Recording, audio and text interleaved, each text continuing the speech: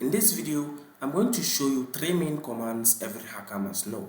The first command we're going to learn is the ipconfig command.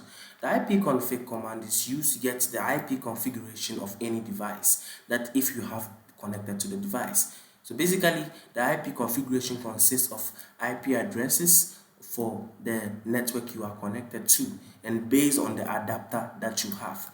The next command we are going to learn is the netstat command. The netstat command goes with the netstat-a command, which is going to give you a list of actively listening connections on your device.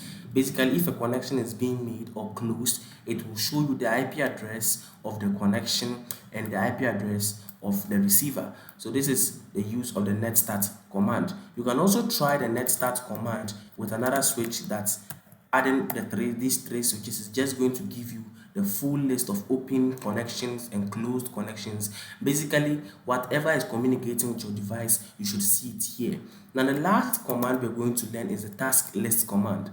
The tasklist command is a command that is used to see the list of currently running applications or services on your machine. So it's going to show you the name of the machine, the process ID, and the session name, and even the session the memory that it's also using and the usage. This is very good in the ethical hacking sense. So please, thanks for watching the video. Please like, share, and subscribe.